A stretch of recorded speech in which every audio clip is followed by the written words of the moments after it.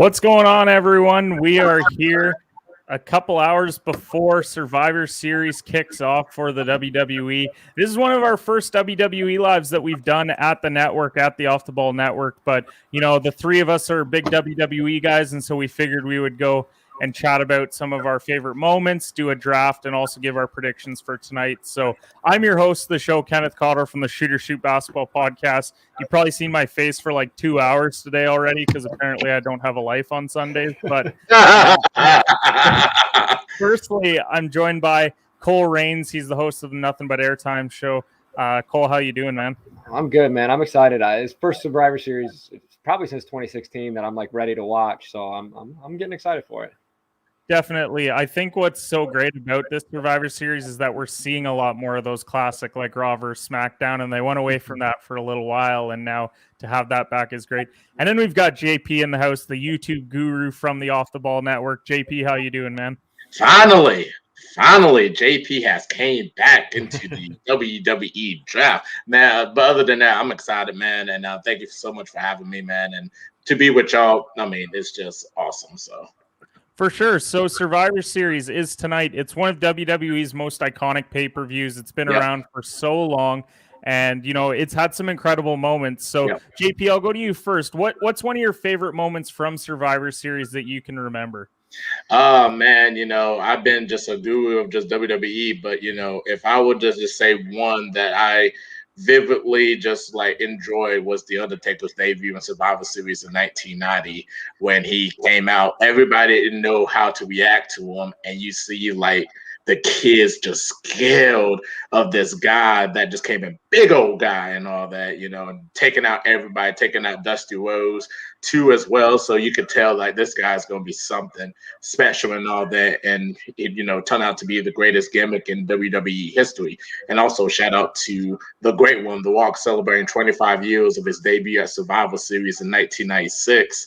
And that was a great call, by the way, too, as well, with Bret and Steve Austin. So, man, Survivor Series has been always a great pay-per-view and everything, just because of the Raw and SmackDown, just tradition. And you always have, like, some good classic matches, too, as well.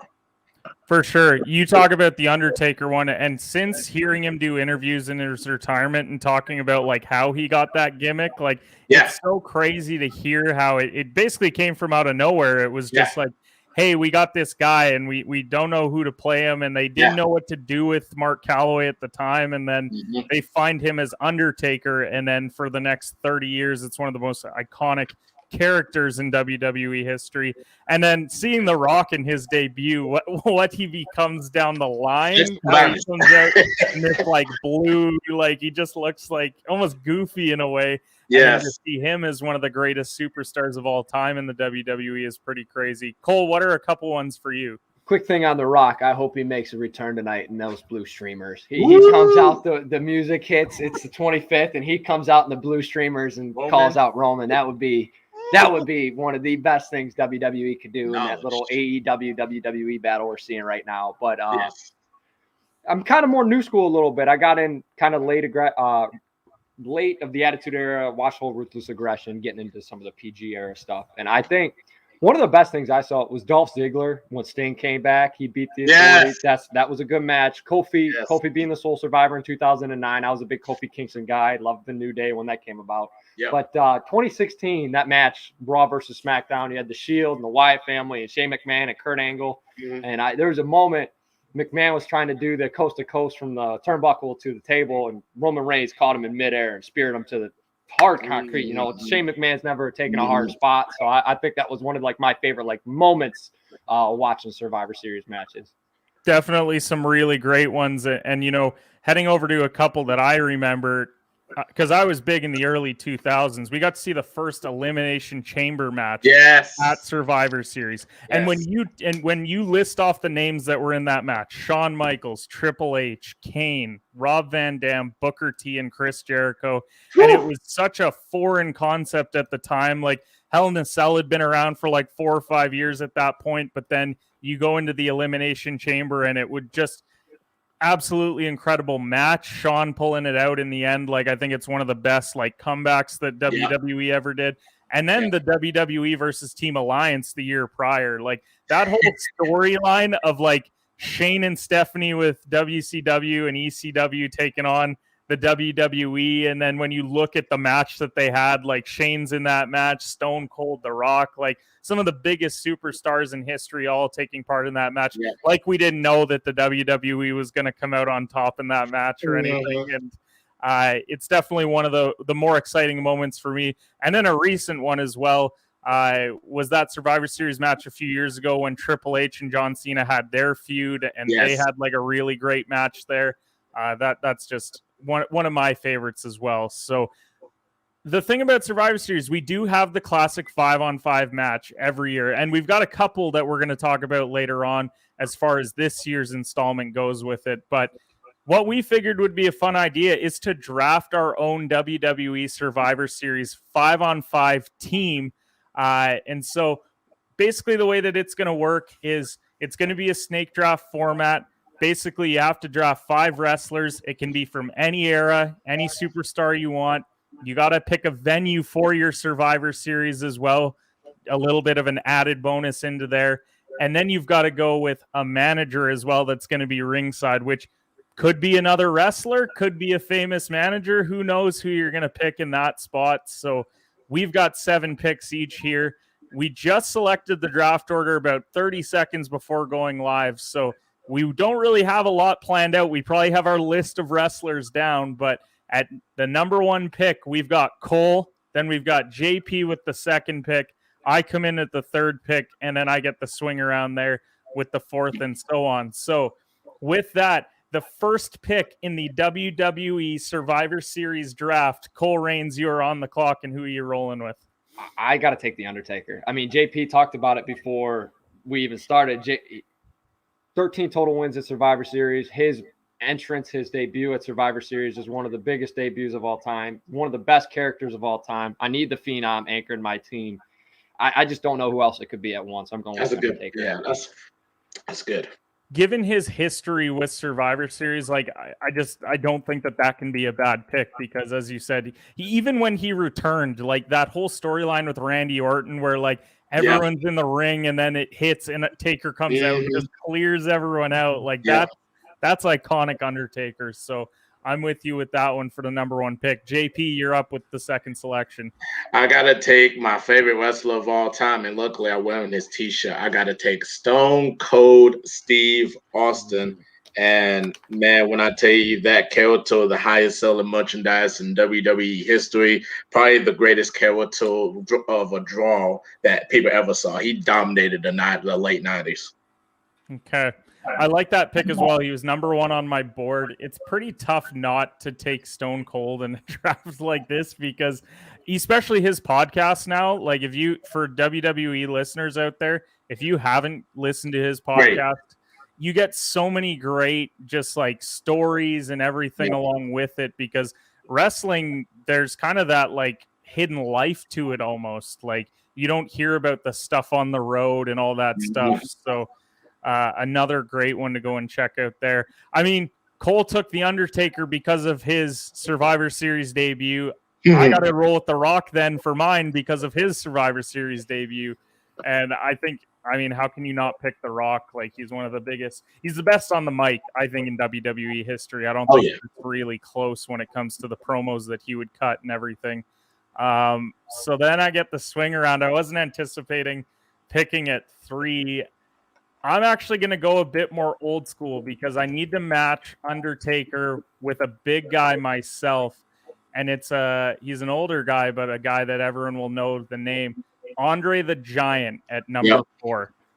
I just think you throw him in the ring like he's an absolute force. Good luck eliminating him in a match like this. So I'm going to go with Andre the Giant at number 4. JP, you're up at number 5. You know what? I'm going to take the greatest in-ring performer of all time. I'm going to take a guy very controversial in 1997 with the screw job. I'm going to take the Heartbreak Kid, Shawn Michaels. And yeah, we're talking about one of the most iconic moments in WWE history with the Montreal screw job. That dark side of the ring where they go through it and everything as well, like really good. to hear the after effects of like everything with Vince and Bret and all that stuff, like it's a wild one to go and check out. All of those are honestly amazing to go and watch as well. So Cole, you're up next with the 6th selection. So I went Undertaker first, and you went huge with Andre the Giant, and it's going to tie in a little bit. I'm doing Kane. I'm taking Kane as the 6th pick. I'm just going to do the Brothers of Destruction. I'm getting the tag team going. Kane's been in 17 matches of Survivor Series. He's won, I think, 8 or 9 of them. It's just sheer size, the camaraderie between the whole brother thing. I'm going with Kane and Undertaker for my first. Nice. Okay, I like it. I mean, you can pair those two together. We even saw them. I referenced that WWE versus Alliance match.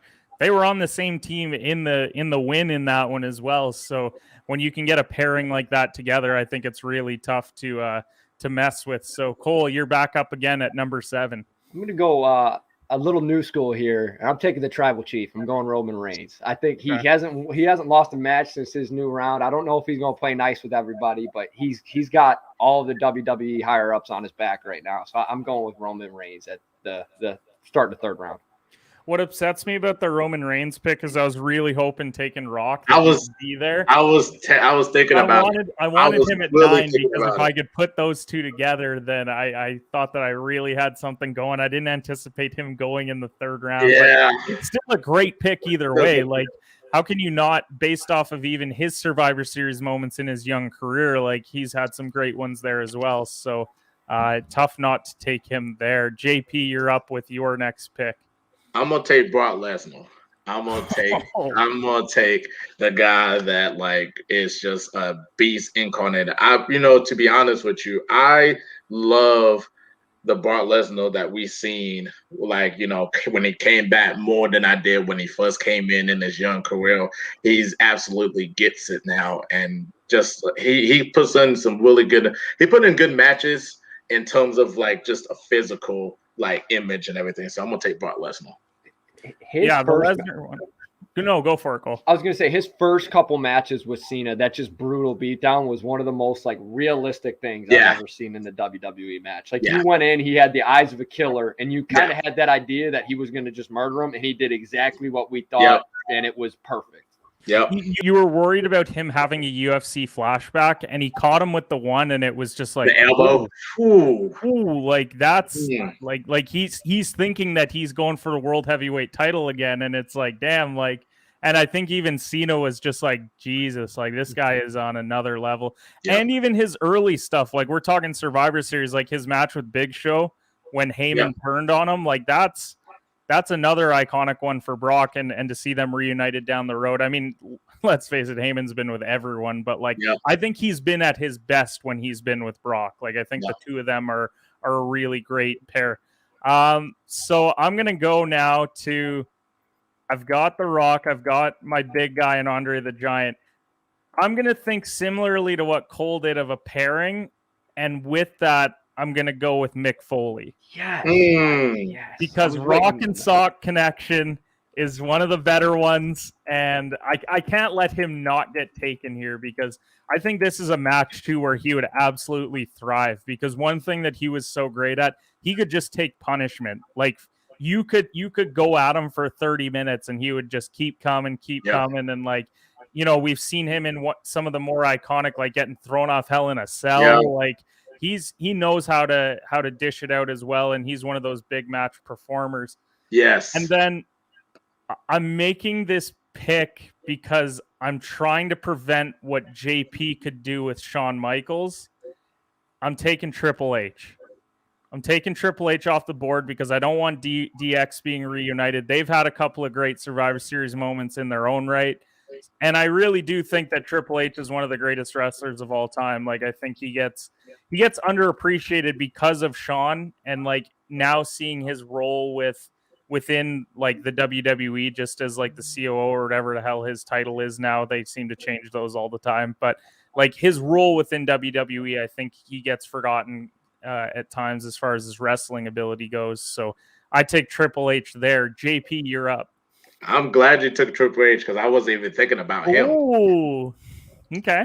I'm going to take technical wrestler Bret the Hitman Hart. Oh, him and Shawn just on because, the same team. yeah, him and Shawn, they got to work each other out. That is a weird pairing. Okay, I have to say, you putting Bret and Shawn together at a Survivor Series on the same team. Hey, they got all I can request: the match will not be taking place in Montreal, correct?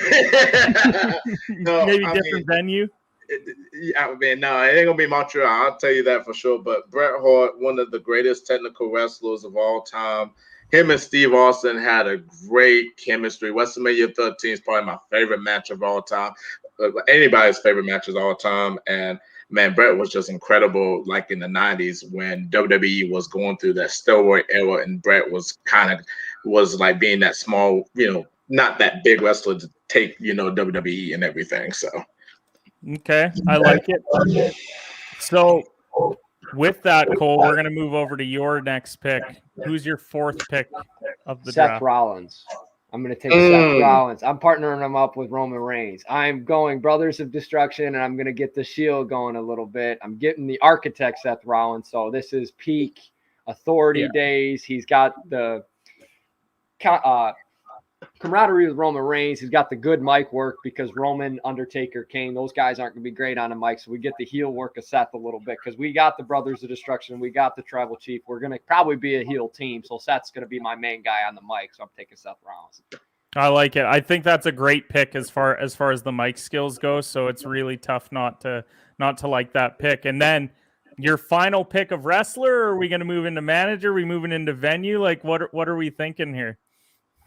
I'm going to go manager here. I'm going to save my wrestler one because I want to hear because I have some names circled, but I'm not 100% sure where I'm going to go with it yet. My manager's got to be Paul Bearer. I mean, I got Undertaker and Kane. He's going to be on the side. Him and Seth Rollins cutting promos together with the urn is going to be just awesome to watch. So it's tough not to have Bearer there because, like, I was hoping Undertaker would slip because then I thought that's automatic. Like, manager then, even like with Kane as well being there, like having those three together, I think is pretty iconic, and he's one of the better ones to do it. So I can't really fault you there. Plus, when it comes to the wrestler side, like even waiting another round, there's still so many names. So many names, and so. I like it overall. So JP, you're up next. I'm gonna take the venue. Madison Square Garden. Bam. No question about it. I'm taking Madison Square Garden because Kenneth, I knew you was gonna take it too. I knew you was gonna take it. So and plus, what made you think that? Is it my love of the New York Knicks that made you think that I was taking MSG? I just know because with just WWE and MSG, just that special relationship they had for years. Like you can even go back to days of like Gorgeous George and Bruno Sammartino. Like Madison Square Garden is always a place, and WWE is based out of Connecticut, but they always put on shows in New York and everything. And Madison Square Garden is always. I don't think we ever had like a really bad WrestleMania in Madison Square Garden. Like 20 was great, 10 was great. I mean, it was number one on my board too. I just it's hard not to be. So I have to take venue as well because I don't like the drop off after the one that I'm gonna pick. I'm going to the Tokyo Dome. I think that it's one of the more iconic wrestling venues, and it is crazy because like you don't really think about pay-per-views like being in a place like that. But as far as wrestling history and everything that goes along with it, I really do think that the Tokyo Dome is a great venue for wrestling because they also really do appreciate just wrestling as a whole. Like there is a deep wrestling culture within Japan. So I'm going with the Tokyo Dome for my venue. As far as manager goes, I'm going to leave it for now because I do think that JP has the better system to fit like the manager that I was thinking because of one of the guys that he has. So I'm going to hold off on manager for now. And with that, I'm going to complete my team with a guy that has a great relationship with Andre the Giant. And he is one of the biggest names in wrestling history. So I'm going Hulk Hogan. They gave us one of the best, probably the most iconic match in the history of wrestling with that WrestleMania 3 match where Hulk picks him up and slams him. Like, I'm not even like a big Hulk Hogan guy, but when I think about putting together a team here, like I do think that we build like Triple H is our only like heel, but then you've got Hogan and Rock together, you've got Andre and Hogan. Like I think it's a good team all around. So I'm gonna go with Hulk with my last pick as far as wrestlers go. JP, who have you got? My manager is going to be Paul Heyman. Brock Lesnar is a Paul Heyman guy. Yeah. Steve Austin is a Paul Heyman guy because Paul Heyman saw something in Steve Austin that nobody ever saw. Undertaker's a Paul Heyman guy. I mean, the list goes on, like people that he really helped. So why not choose Paul Heyman as my manager? And plus the promos and everything he does is unbelievable. So okay. Yeah, that's why I didn't take Heyman, because when I saw that you've got Brock, like that's kind of the team together, and I didn't want to split that up because I actually think you guys are gonna love my manager when I pick it with the last pick. So, Cole, you've got one you have the wrestler complete. I have one wrestler in a venue, and they're gonna tie in, and I know he's had some issues with the Seth Rollinses and the Roman Reigns and the Undertakers. But I'm taking Edge. It just completes the heel team that I'm trying to create here. You throw Edge and Seth on the mic, and you got big-time guys like Roman and Kane and Undertaker don't have to speak on the mic too much. Ultimate opportunist. He's pretty good at Survivor Series, eight Survivor Series, and his return's been awesome. So I think Edge is going to complete my team. Then venue-wise, where are you going with it? The Rogers Center. I like the Edge pick. Like the Rogers Center. Great. I'm giving Edge the hometown bump. I'm doing the Rogers Center in Toronto. It's a big venue, and you guys took the top two. Those are my top two. I had Staples Center circled too, but I just think with Edge on my team, it's a huge arena. I'm going with the Rogers Center in Toronto. I mean, if we're talking about one other venue that you could outside of that, you could go to Chicago, but you'd also want to have Punk. Yeah. You would want to have Punk though if you're doing the Chicago, because we know how iconic that whole situation was with him heading there and all that. So. JP, you've got one selection left wrestler-wise. Are we going to leave John Cena off the list? Randy I'm kind of tore up between a guy that I really, really love. I wish I might. If I could have took the Bret Hart pick away, I would, because this guy meant so much to me in my heart, and I cried like a baby when he was not here anymore. But I am taking John Cena. There's no John Cena, 17-time champion, one of the greatest of all time. I mean, a guy that, people never believed in, and then that rapper gimmick just took off, and, he became like the Hulk Hogan of the PG era and all that in terms of kids, merchandise, cello. Like nobody couldn't beat him in merchandise other than CM Punk in 2011. But yeah, John Cena will complete my fifth person, but the other guy, I might have to switch it up. Who is your other guy that you wanted? I can assure you, because I don't have a wrestler left anyways, so we're good there. So who is your other one? Eddie Guerrero. Yeah, Eddie Guerrero was my other pick. Like I wanted to choose him so badly because Eddie meant so much to me just growing up, just the way, little details he did in the ring. He wasn't great at the promos and all that, but the wrestling you could just see, and he was so goddamn entertaining. And when he passed, I cried like a baby because he would be a great one for a Survivor Series match too, because chaos breaks out, things are happening outside of the ring, Eddie low blows, or he does something that just hits a guy in the head with the title, covers them, eliminates them. Like the opportunities are endless with him because he is one of the hardest working guys in wrestling. It's sad that he passed so soon, but I get the Eddie Guerrero pick there. If you could have had an additional one for this draft, but we know this isn't going to be our last WWE draft. We're going to try and do this for major pay-per-views and all that moving forward. So my manager for my team, it's Vince McMahon. Oh, my manager's Vince. Like look at the team that I've put together. I have The Rock, I've got Andre, I've got Mick Foley, I've got Triple H, and I got Hogan.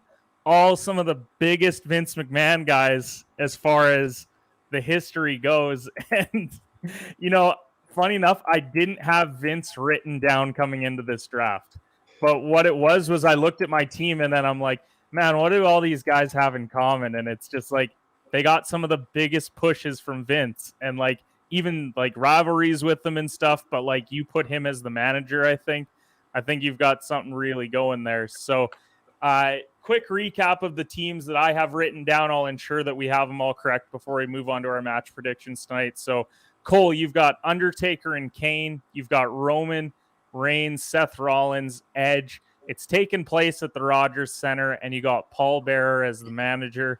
JP, you've got Stone Cold. You've got Shawn Michaels, Bret Hart, Brock Lesnar, and John Cena. It's taking place at MSG with Paul Heyman in your corner. And then my team is The Rock, Andre the Giant, Mick Foley, Triple H, and Hulk Hogan, with Vince McMahon in our corner, taking place at the Tokyo Dome. So I'm super excited. We're going to be posting these as well on the Off the Ball Network channels. We'll do up a great graphic for it as well, so that way you guys can vote on who your favorite team is and overall just who you think drafted the best team. It is a hypothetical, though. So, Cole, what do you want to add in? We missed a lot. Like, I'm just looking at my list. There's like, a lot. There's a lot of wrestlers.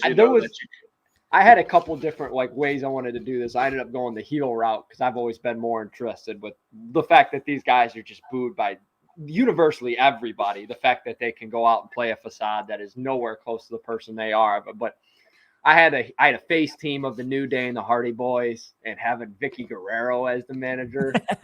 Like, I had some different ways of doing it, but I ended up going the heel route. But Randy Orton wasn't picked. That was God. Yeah, that was the one. Like here's the thing. So like this is the list that I still had left of guys that I debated when I was doing this. Ric Flair. Yes. Randy Savage, because I was going to pair him with Hogan, but I took Andre, so it was tough. Randy Orton, Sting, Chris Jericho, Batista, Kurt Angle, and I had AJ Styles written down too. I thought he'd be great in a Survivor Series match like this. He's been in the other one I missed. If it was face, Rey Mysterio. Rey Mysterio has never lost a team Survivor Series match. So I was like, maybe I get him on a team, but he's always going to be the face of the team. I can't have that on a heel team. So yeah, mine was just based out of just the top 10 wrestlers in my opinion of all time. Like, and just put them together and except for out there. Just throw that, and like the people that will probably get the most popular votes. Mine's people going to question but the Bret Hart showing chemistry and everything, but hopefully we don't have any hells pulled out and everything. And Stone Cold, Stone Cold don't trust anybody, so he'll stun everybody and go win on his own. So, So with that, we're gonna head over. We're gonna give our rapid fire match predictions for tonight. I've got all of them written down here. So starting with the Team Raw versus Team SmackDown match tonight. Team Raw is Rollins, Finn Balor, Kevin Owens, Austin Theory, and Lashley. They're taking on McIntyre, Woods, Jeff Hardy, Corbin, and a to be announced. Who do you guys have? Cole, you start. This is gonna be a little bit of a shock here, but I think SmackDown and Jeff Hardy is the sole survivor. Ooh. I think they're gonna give him a push because he's got everybody around him. The fans are pulling for him. And he's been pushing this Willow character for a while now. It kind of take place of The Fiend character that was just released. So I think you're going to see Jeff Hardy get a push tonight and SmackDown win. Okay. Who have you got, JP? I'm going to say SmackDown because whoever's the pick is that they thinking about putting in the Survivor Series team is going to be almost like an Undertaker. Like, people didn't know it was Undertaker that was going to be the pick, and that was his debut, and he destroyed everybody. And they're going to get that push for whoever is that last technical pick. Because you always look at the Survivor Series matches of someone that debuts or returns, they'll come back and get a major push like The Rock and Undertaker. So I think, but SmackDown will win at the end of the day, though. I feel like Raw going to have a lot more heat, though, because Kevin Owens is just started becoming a heel, thank goodness, and Rollins got some heat. But yeah, I think SmackDown wins at the end of the day. McIntyre might be the sole survival, so continue pushing him a bit. Yeah. The way that I look at this pay-per-view, I'm kind of split. Like I feel like we're gonna see 3 Raw, 3 SmackDown. That's gonna kind of be like the breakdown of like who's gonna win overall. When I look at the women's team of SmackDown, I think they're better. So I'm gonna go Team Raw tonight. I actually think that Finn Balor is gonna be the sole survivor here for Raw. I think they want to give him a push again because like we saw that he can draw a crowd. Like he really can. And so I'm going to go Team Raw with Balor being the sole survivor. And then that leads into the second match, which is the women's match of this, which is Team Raw with Bianca Belair, Rhea Ripley, Liv Morgan, Carmella, and Zelina Vega. They're taking on Team SmackDown of Sasha Banks, Shotzi, Shayna Baszler, Natalya, and then a to be announced. I'm going with Team SmackDown here. I'm curious to see who this to be determined is on the SmackDown team. Like, I really hope that it gets a major push here. I do think that the sole survivor tonight is going to be Natalya. I don't know why. Like, it just feels like they've been pushing her for so long, and this one just gives me the vibes of Natalya. So, JP, who have you got in the women's match? It's really tough because I wanted to go Raw and Bianca being the sole survivor and all that because she had a really good deal this year. And Rhea Ripley, I feel like she should have she could gotten a push, but then she kind of went back down. So I feel like SmackDown will win tonight. I feel like Shayna Baszler will probably be the sole survivor because Shayna Baszler's been getting a push recently after the split with her and Nia Jax. I feel like it was kind of just they're wasting her time just tag teaming with Nia Jax. And ever since she got released, they've been really trying to push Shayna Baszler to be like this hero of a wrestler that could be a champion one day. So I'm gonna go SmackDown and Shayna Baszler being the sole survivor. Okay. And Cole, who have you got?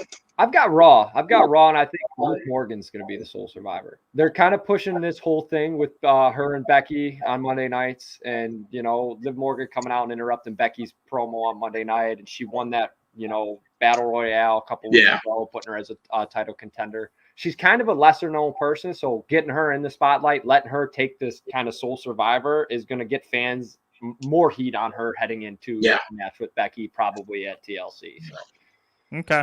So with that, we're heading over now to the third one, which I've got written down. I got Intercontinental Champ Shinsuke Nakamura. He's taking on the U.S. Champ Damian Priest. JP, I'll go to you first. Who do you think wins tonight? Ooh, that's a tough one. I'm probably gonna say Damian Priest because Damian Priest's been catching a lot of fire recently with some pretty good matches. I know they're really trying to push him to be like some type of like a really good wrestler and everything. I feel like Shinsuke Nakamura is not going to. He's probably gonna. He already reached his highest ceiling that he belonged and everything, in Vince's eyes. So I feel like, but Damian Priest is still like young, and they still kind of pushing him, to the point where he could be like a really good mid carder and everything for, the shows and everything. So I feel like Damian Priest might pick up the victory though, even though I like Shinsuke Nakamura too, but I feel like he reached his highest ceiling in WWE. Yeah, I'm going to agree with you on that one. I'm going to go with Damian Priest tonight. Just feels like they do want to push him a lot, and I agree with you, JP. I think Shinsuke has kind of gone to where he's going to be in WWE. They really tried to push him, and they just didn't seem to get the pop I think that they were wanting. So I see Priest picking up a pretty big win tonight over Nakamura. Cole, who have you got? Nakamura with Boogs has been a lot of fun. Boogs is a really fun manager. He's screaming into the mic and all that. And Pat McAfee's great with them, But yes. I think this is WWE's chance to give Priest a heel turn and make him the guy that comes at Big E come like Royal Rumble Elimination Chamber. Because, he's kind of showing these darker tendencies, beating up these guys, beating the Retribution guys up. And I think this is the night we see a heel turn for Damian, and he just squashes Shinsuke. I think it's going to be a quick 3-4 minute match. So, yeah, there always seems to be that one match that's kind of quick, and I think this could be that one tonight. Then in the tag team side, we got the tag team of RK Bros taking on the SmackDown, which, by the way, that's one of the best names they've had in a long time, taking on the Usos, the SmackDown champs. Cole, you start. Who have you got? They're setting up a Randy Riddle WrestleMania match. Yes. That's what we're going to see coming out of this, and it's going to start tonight. The Usos are going to not squash them, but I think the Usos win, and Riddle makes a mistake, and Randy turns into that heel, and they're going to push Riddle to be this megastar, I think, come WrestleMania, coming at Randy and after WrestleMania even. So I think the Usos win with a Matt Riddle mistake. So, okay, JP, who have you got? I'm with Cole on that one. I think the Usos, if they are, they're on fire right now, with the Bloodline storyline, and they got a lot of heat and everything. And okay, bro, like he said, it's gonna come to a point where Riddle's gonna make that mistake, and Randy Orton is going to. I wouldn't say he's gonna turn heel tonight, but they're gonna build off, next year, because they're going to set them up for WrestleMania where Orton can patiently wait his time to make that heel side. So, it's been really fun to watch them because they're almost like the Rock and Sock connection in a technically kind of way where just two wrestlers just randomly form a tag team, or like a Shawn Michaels, Steve Austin, because they were tag team champions. So, it's not going to last long. It's great, but yeah, the Usos will definitely pick it up tonight. I think they really are using Randy to promote him, like they're trying to grow him as a whole. And I think that's why they pair him with someone like that. And I agree with Cole. I think this has WrestleMania written all over it, with potentially Riddle winning and getting a major push. So I do think that means the Usos win tonight. It does feel like one of those, maybe miscommunication or something. They start looking at each other. They start to form a rift, and then in a few months they drop the titles, and then they're at odds with each other. So I'm rolling with the Usos tonight. Then we got Charlotte Flair versus Becky Lynch. I mean, I love these matches. I honestly think that they're a ton of fun to watch square off against each other. Charlotte, SmackDown champ, taking on Becky Lynch, the Raw champ. I'm going with Becky tonight. I really do think that Becky gets a bit of a push tonight. It's tough, though, with WWE because they really do love Charlotte. And, there's been times where you thought that they should have gone the Becky route or someone of that caliber against her, and Charlotte ends up winning. So it's a tough one for me. Cole, who have you got in this one? Rumor has it that Charlotte is not in good graces in the locker room right now. Exactly. And I think that's actually going to kind of come into play in this match. I think Becky's going to win. And right now, how I've got it carved out with these predictions is pretty much even heading into that Roman Big E matchup. And I think they're going to want to keep it that way. And I think Becky wins. I really do. So. Okay.